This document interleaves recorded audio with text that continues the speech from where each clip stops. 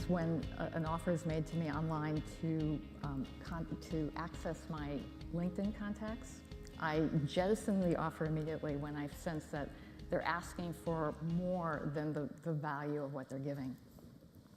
And then I'm sort of schizophrenic and a data hypocrite at the same time, because when they offer me something that's immediately engaging, compelling, and that I find is well worthwhile, I'll switch to willingly and enthusiastically sharing it.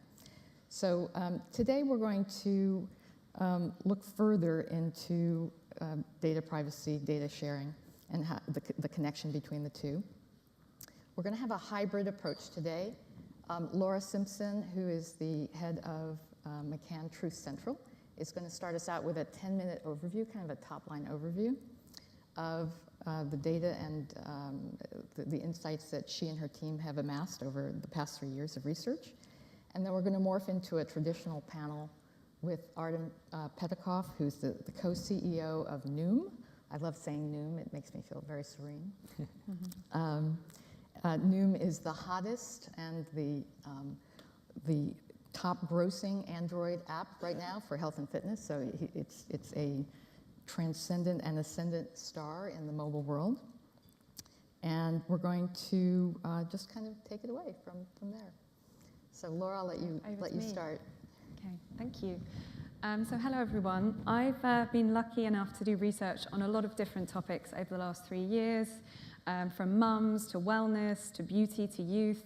And I'm actually here today to share, I think, one of the subjects that is most fascinating, which is consumer attitudes to privacy.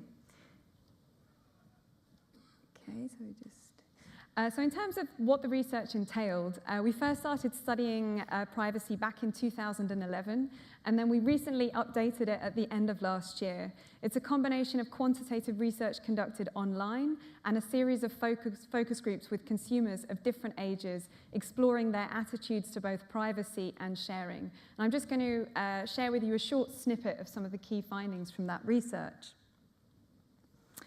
So I think the first thing to say is, even 2 years ago, when we talked to consumers about privacy, our data indicated that they were more concerned about the erosion of personal privacy than they were about issues like climate change. So even then, we knew that this was a pretty serious issue. And when we went back and revisited attitudes at the end of last year, we saw that the willingness to share data with brands and businesses had actually decreased over that 2-year period. So we know that this is an issue that consumers are becoming increasingly concerned about. And the truth is, there are several environmental forces that are really shaping our relationship with privacy. The first thing to say is consumers are literally surrounded by the privacy debate, particularly at the moment, post the Snowden summer. It's really, really top of mind for consumers. It's something they're thinking about all the time. And whilst consumers are certainly getting savvier and savvier on this subject, it's still increasingly complex. And things like interest-based advertising, identity fraud, data security are all lumped together in kind of one bucket that's actually quite scary for consumers. So it's increasingly complicated. And I think all of this is exacerbated by some pretty dramatic attitudinal differences across generations.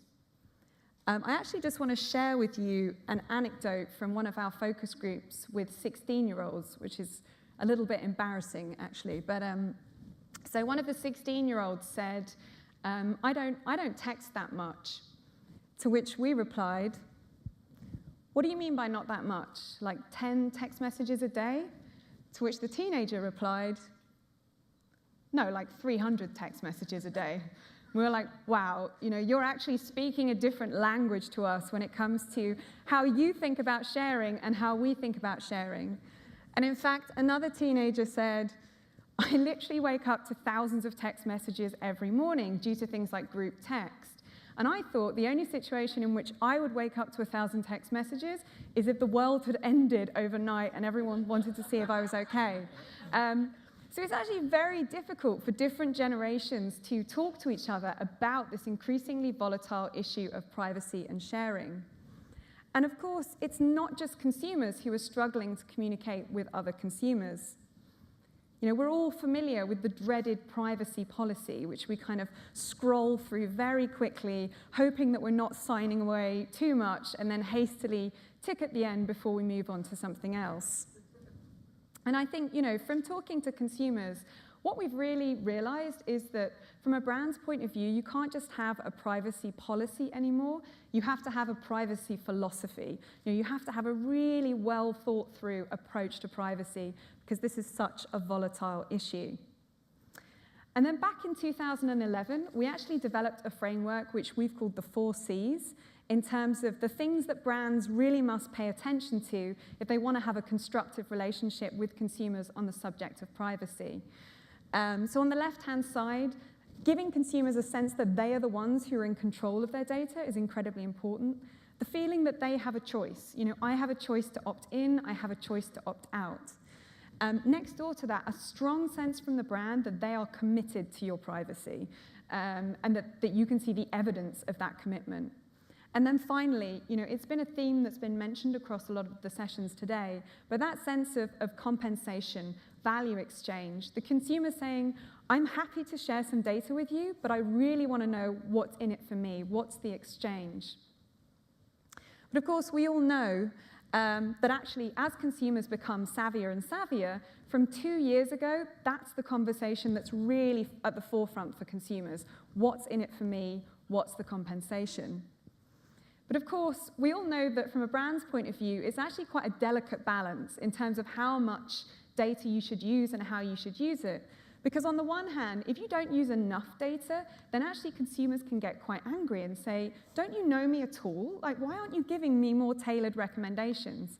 On the other hand, if you use too much data, you start to stray very quickly into that stalker territory. Actually, one of our consumers said to us that she started to see ads online for engagement rings 3 months before her boyfriend proposed to her. I know. So, definitely some dangers in terms of giving consumers tailored recommendations. But as we started to think about this notion of compensation, this value exchange, we realized there were very different ways in which brands could compensate consumers for their data. We started to think about what does the pyramid look like? And I think at a very fundamental level, and this is something lots of brands are doing nowadays, is that sense of transactional relationship with the consumer. So you give me your data, and in exchange, I make your purchases less expensive. I give you access to deals and discounts. Above that, brands also offer consumers efficiency. So you give me your data, and I will make your purchases faster, more streamlined, more efficient. But then above that, actually, if brands use consumer data in a really savvy way, they can start to facilitate a sense of belonging. So I can create an interest-based community amongst my consumers and improve the sense of kinship with the brand.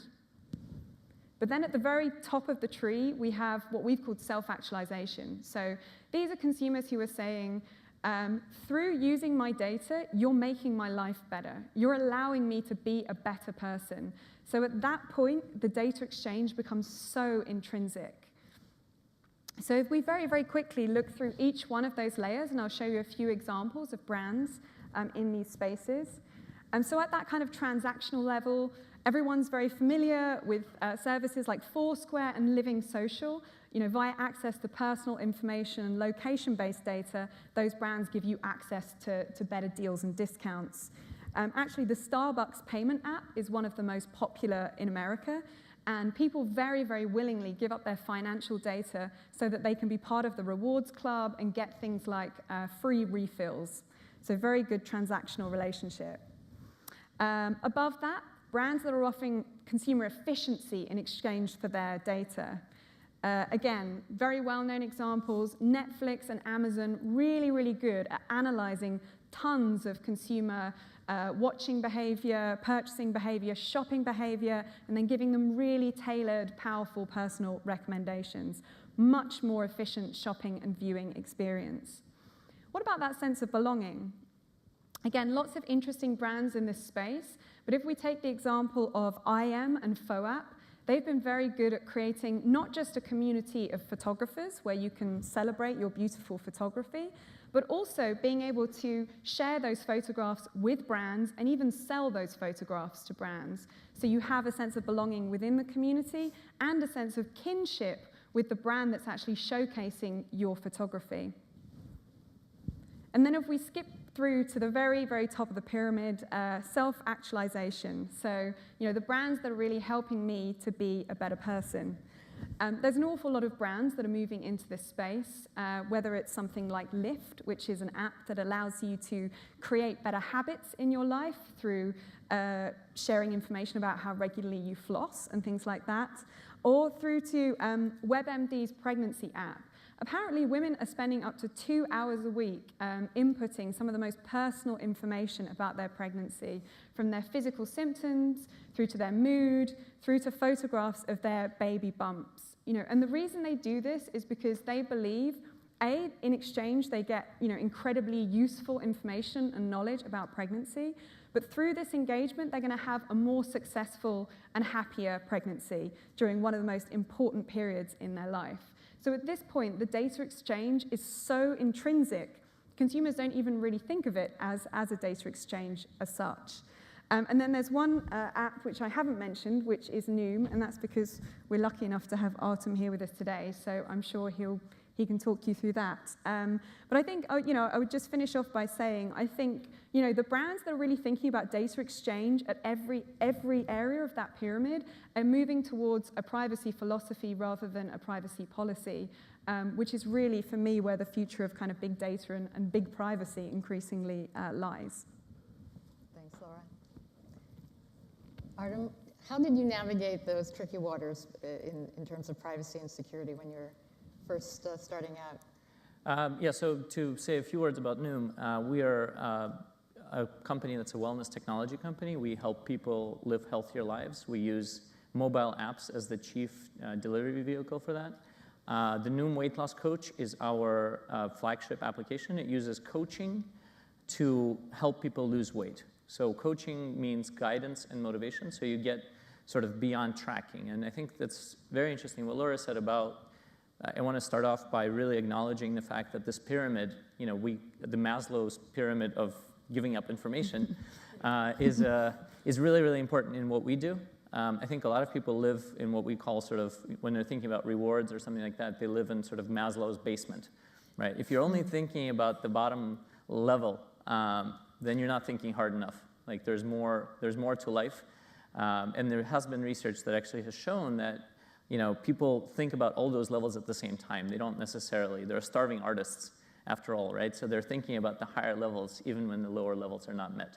And if you really want consumers to love you, you really have to think, how do we create opportunities for them to self-actualize? So in this case, for example, change their lives, meaningfully transform them by, for example, losing weight, and then thereby doing something. So we have people write in key motivational phrases in the app. Because I've lost weight, I can now do this. I can now play with my children. And so the app is actually telling you how you are a better person, how you're awesome, right? Instead of saying, oh, we are awesome, we're a great app, we're giving you these discounts. It's saying you're a great person for doing this. Even above that layer of self-actualization is transcendence, which means helping other people achieve their best potential. So we have groups inside of Noom where people are voluntarily helping other people to lose weight. And so there you really get at the highest level of the hierarchy, and you really people forget about all this, it's so intrinsically built in that the data doesn't matter, and it's not a trick, it's really like that. So that's our core approach. We start, I'd say the most important is to start from the foundation of the app and say, how is the data going to play into it in a very intrinsic way? And it can't be done generically. You can't just sort of tack it on and say, oh, it's surveys with discounts or something later added on. So that's a great overview. And you use virtual support groups as a way of building community. That's right. Encouraging people to share their data. How did that come about, and what was the mechanism that you used? Great question. We were seeing that social motivation is one of the biggest ways to motivate people because it brings the rewards that are usually far away. Usually the reward of weight loss is a very long-term reward. What you can do with groups is really bring that reward, to have somebody encourage you right in the moment of when you're doing the healthy behavior. So that's why we sort of started down that path and really have seen people really achieve great results, and we're an outcomes-driven company. So what we sell, for example, are outcomes. We don't think of information. The information is just a necessity. So for example, we have a coach built into the app. Well, the coach, to operate well, the coach needs information about you. It's not a question of like, can we ask you, can we not? It's, if you want coaching, you need to provide. You want personalization, you want those things, put them into the app. So feel free to both answer this. In hindsight, what do you wish you could have done better in terms of building a privacy philosophy or set of practices? I can take a tack. If you go to the last slide of this, which is the last one left, I'll show you. This is what happens on an Android device when you try and install our application. This is what's giving us the most trouble. It's in a way a limitation of the platform because it's asking people without any context to basically sign a giant end user license agreement. And people don't understand why it's asking for these things, right? So why do we ask for the microphone? Well, it's because sometimes you want audio input. You want to record your food. And you don't know, is it going to be listening to my conversations? What is it going to be doing? You don't know that in the moment. So one of the core things that we're doing now is really doing a better job explaining those things up front. Why is every single thing necessary? And also unbundling our products, thinking about how to even technically split them up into different applications so that we can ask those permissions contextually more. So I would, and other platforms like the Facebook platform is a great example of this. They will allow you to be granular and ask for each permission slowly, and other platforms are transitioning to that. So I'm hoping Android will transition to that as well. iOS is a matter where they will, most of the permissions Apple just checks. Only when it has to access your address book or something does it, but apps can access your microphone at will without you sort of agreeing to that. So it's a tricky balance, and consumers need to be aware of that. And the best we can do is just say, this is the limitation of the platform, and this is why we do it. But it took a long time for us to learn why were people, panicking. Like in hindsight, it makes a lot of sense, but it's something that took us some time to learn. A journey, not a destination. Yes. In terms of compensation and the value exchange, what are your favorite tips for the audience that might be contemplating refining their value exchange? Is that Yes, a for question you. for me? I think I was just saying to you before, I read an article with the guy who's behind the incredibly successful Walmart app that people are using in store, and he said, the thing he always says is do unto others as you would have done to you. And I think, the thing about privacy is it's just changing so fast at the moment. And one of our consumers even said, the internet is a baby. And I thought, my God, the internet is a baby. Things are changing so fast that as marketers, we just have a responsibility to have a sense of where is that line. If you feel like you're crossing a line, you probably are, and just having a really good instinct for that. I think beyond that, really, one of the things Artem said really touched on it, and it's very important. It's how do you provide information about privacy to consumers, which is easy for them to digest, which isn't in kind of over lawyer speak that people can't penetrate. And actually, some of the smartest brands have just great videos explaining to you, exactly how they approach privacy, why it's not a risk, and really clearly what the benefits are for you. So transparency is the key. Yeah, just transparency and absolutely. accessibility. Of course, yeah. And even show, don't tell. I mean, ideally, it's just like you don't need to. Why is the coach asking what diseases you have? Like, it's clear because that's the interaction you usually have with your doctor. So it's the coach needs to be aware so that he doesn't prescribe strange exercises to you if you have a broken leg, right? That's not a question that people have. So it's either ideally show, and if not, if you can't show, like we're stuck with those permissions, then at least tell and be super explicit about it. Yeah. I actually have a question for Artem, which was based on, something you said before, which was, I found really fascinating, was this idea that you have to deal with the data that people want to show off the most, which is, I just went on a run, and I'm really proud of myself, and then the data that they're most ashamed of, which is, I just ate a cake. Right. kind of. Yeah. How do you deal with those two ends of the data spectrum? Ate ice cream in the middle of the night, Or have in people the middle confessing. Of the run. Yeah. That's even worse. There I you stopped go. off at the Shake Shack during the run. This has happened. Has Yeah. that How did you know? Yeah, it's a way station. It was there. Yeah, not all data is created equal. One of the things that we learned, actually, this was fascinating for us, is we first experimented with the idea of actual virtual coaching, like always having to share with a person. And it's interesting, people actually prefer to share with a device because they had such bad experiences sometimes, especially people who are not as necessarily like type A like we are, right? People had really bad experiences with personal coaches, talking down to them and not wanting to achieve that. So one of the things that I would say is, don't think type A personalities when doing this stuff. And so in that context, create a safe environment for people to share the embarrassing things. So in groups, we made a conscious decision to use a nickname because we knew, and that's why we had to create groups. Why wasn't Facebook enough? We had Facebook integration first, but we noticed people were just sharing only the positive things. And that's not how behavior change works. For behavior change, you have to open up yourself fully. So think about, if you're dealing with embarrassing data, think about how to create anonymous spaces, maybe smaller spaces. So that's why we made the group up to 12 people. So to control for that. And you group them by BMI, by body mass index. Exactly, right? so that the other people won't judge them. You're not, and we see before we started doing that, we saw a lot more people switching groups because they felt uncomfortable. I'm sharing with somebody like super skinny my, this problem. And people, of course, also overgeneralize. They think they're uniquely, like they're the only ones who eat ice cream in the middle of the night.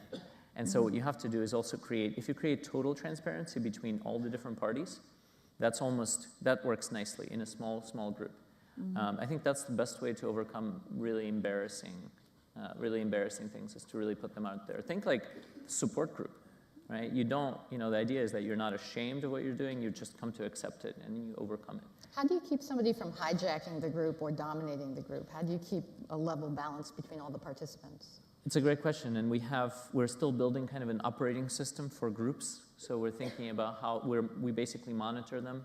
We have special people who are using our tools to monitor these groups and make sure the facilitator is not abusing their power. There's also like a report facilitator button, there's a report group member, and then we intervene and do that. So I think whenever dealing with data like this, it's very important to also have humans in the process, because you will never build algorithms that are, that will understand the difficulties that people have sharing this. Yeah, and you have some really interesting bespoke content around the various topics in weight loss, and you had done it yourself. You had not curated content. Yeah, and that's also another thing. I would say another way to make people comfortable sharing their data is to give them, we always think of what's the most output we can give people with the least amount of input. Like, so, don't try and cheat them like, oh, how do we get them to fill out this giant form and give them one score? Like, not to pick on, like real age. I don't know if anybody has filled out this giant quiz you fill out and then tells you your real physical age. But the point is you fill out a giant thing and you just get one number back. And After which you feel very old. Yeah. And that's not the right way to do it. You want to really give as much as you can. It's digital, so it probably won't cost you. Like, it will scale pretty well. The marginal cost is very small. So think about how to do that, because consumers will love you more, and that would, do a great job on that, and everything else will follow. Artem, you had some B2C examples. I know, Laura, you had some really intriguing B2B kinds of examples of compensation and sharing and community building and how that worked. Yeah, I mean, I was reading an article about the Danish shipping company Maersk, and how they, obviously as a kind of the whole idea of social is a little bit newer to the B2B space, but I think the companies that are doing it really well are really winning. And they just started to share stories about what was going on in the company and how they transitioned their shipping containers across the frozen Baltic seas. And they started to share these stories, and then all of a sudden on Facebook, lots of people were volunteering their information in exchange for a brochure which was about kind of anti-free services. And now they have like 1.5 million Facebook fans.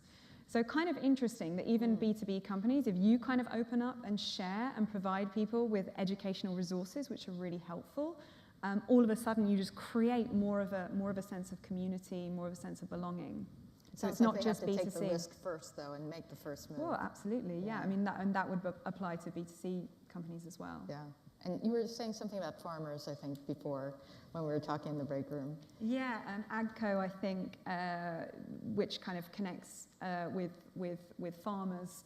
They apparently on YouTube they saw that there were lots of farmers who were actually filming themselves using the equipment, and they thought this is amazing. So they actually connected with the farmers and kind of provided extra information, and therefore used that as a way of kind of creating a dialogue and more of a sharing relationship. Fantastic. Let's turn to the audience and see if you have any privacy or sharing questions or war stories. Gentleman over there. Arun Kumar, I work in the consumer insights team at Razorfish. So if I look at the pyramid that you had on a few slides ago, the bottom two layers, if I remember correctly, were marketers that were using data to compensate customers, be it behaviorally or through efficiency or through discounts. And the top two layers were businesses that were built on data exchange. So my question is, do you think that the marketers would ever be able to break into the top two layers or does the trust not exist? For example, will I be willing to share intensely personal information with Amazon.com for a short-term, making me a better person, but then will I be worried about whether they'll misuse this in the long term to market me stuff that I don't need? Yeah, it's actually a really good question. And it was a question I've been asking myself over the last few weeks. I mean, I think the truth is there aren't as many companies that are in that space, but I did kind of have a look around for examples, and one that kind of comes to mind is the kind of P&G secret deodorant brand actually had this campaign which was called Mean Stinks, and it was kind of like an anti-bullying campaign. And they created a kind of community online which really kind of brought together tweets and videos and just a sense of community around people who are really passionate about the bullying issue, people who wanted to overcome bullying. And I just thought that was quite interesting because they kind of hit on an issue that was so human and so now and affects so many teenagers, and then just created some really, really good content around it. I think in that environment, if you can create a safe space, and I think teenagers increasingly feel like they don't have safe spaces online. If you can create a safe space, then you can create that sharing, and you can start to feel like you're moving towards the top of the pyramid. You have to really inspire people to invest in whatever you're doing. And to add to that, I think what's interesting is that if Amazon sent you a survey and said, tell us these personal things about you, you'd say, no way. But you do tell Amazon a lot of personal things. Of course, through your purchases. So if you can make it intrinsic, then it's okay. If you can't make it intrinsic in your core product, you have to rethink and build almost a parallel product where it will be intrinsic. So don't try and tack it on to an existing thing. And also one other piece of advice I would say is we have people coming to us all the time and saying, can you make a separate product for us that will do that? And we always try and say, don't reinvent the wheel. Work with somebody who has a product then where it's intrinsic and see what you can do with them. See if you can, collaborate with them instead of trying to take a thing that doesn't have intrinsic sharing with it and add it on. I think that's what distinguishes the levels of the pyramid. Gentleman in the front, can we get a mic for him? Coming soon to a theater near you. Gentleman in the front.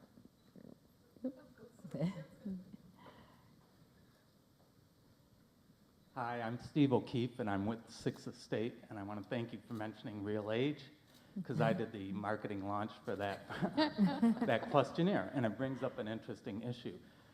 During the launch, they wanted to have that questionnaire be proprietary, and people would have to go to their site to take it. And we argued that they should syndicate it. And they kept it, and it crashed their site, the traffic on it, and the quiz always had problems. 2 years later, that quiz was on another site, American Family Health, I think it was called. And so what I'm asking is, aren't you tempted to share the data? I mean, you have all this data. Don't you want to kind of work it, merchandise it, or partner or share with others versus holding on to it and hoarding it?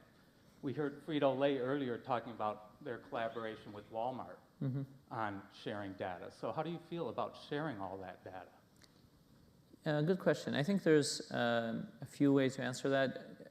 The agreement that we make with our business model is based around people paying for outcomes, which means they're paying us to make them healthier. We didn't include in our current set of products anything about that we would share this data.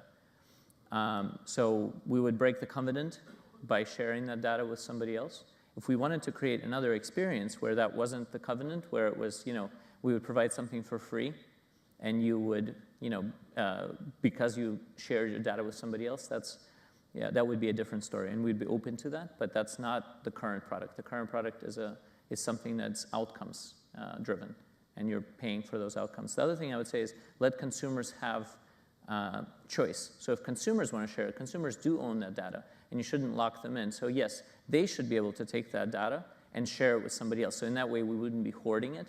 We would actually be holding on to it for the consumer, for them to be able to take and share with somebody else. And I think that's the best kind. The best kind is to let the consumer really own the data and provide services around it that you're qualified to provide. We saw one more question there in the middle. Can I get a microphone, please? Thanks. So this is definitely an opinion question that I'm asking for. 3 movements: the quantified self movement, the happiness movement, and the do-good movement. What's the likelihood, if I'm trying to self-actualize, that I'll pick the best movement for me to join, or is it much more likely I'll pick the worst movement for me to join? What's the happiness movement? I don't know the happiness movement. Oh, there's a whole happiness movement. There's the Happiness Initiative, there's hackathons, people get together, there's online platforms you can sign up for, you can fill out surveys to determine if you're happy or not. Somerville in Massachusetts is the leading U.S. happiness city, and there are other cities around the world doing the happiness movement. And the do-good movement is all the nonprofit and contributing and volunteering and help change the world through what you're doing. So, do I pick the right movement or the wrong? Sorry, and the question was, they're more likely to do the best thing or the... Am I likely to pick the movement I should, i.e. the one that would make me self-actualized, or am I likely to pick the worst possible movement that will do exactly the opposite? I'm not sure if consumers really, I don't know, I don't think the average consumer would even be aware that there were, that's how we think, that's how marketers think of the world, whereas consumers will just pick and choose probably things from all 3 of those buckets that they come across to try and figure out what the right course for them is. I mean, whether consumers always make the right decisions or do the things that they say that they want to do is obviously a huge issue, and that's something Artem deals with all the time in terms of negotiating people's willpower. And I think for me, the quantified self in particular is potentially very controversial in the sense that on the one hand, if I have more and more data about myself in terms of the things that I'm doing wrong and the things that I'm doing right, and data can, I guess, give me more guidance in how to live my life, in some ways, like, that's great. On the other hand, knowing myself, if an app is telling me that I shouldn't have sugary cereal because I had it yesterday, and why haven't I been for a run? And so, I can just see that that's me responding really, really badly to that, and perhaps even behaving more badly because technology is telling me not to. So I don't know. I guess there's a gap in terms of what consumers want for themselves and then what they actually do. And we actually did a big study last year, which was the truth about wellness, and we asked consumers around the world this question: do you think technology is making the world more well, or do you think technology is making the world more sick? And the people were completely divided, like half the world more well, half the world more sick. And actually in emerging markets, a lot more people think it's making us well, like massive amounts of enthusiasm around all things technology. Whereas in the US, you'll see more reticence, more people concerned about how technology is influencing things like our happiness and our wellness. Is it distracting us? Is it judging us?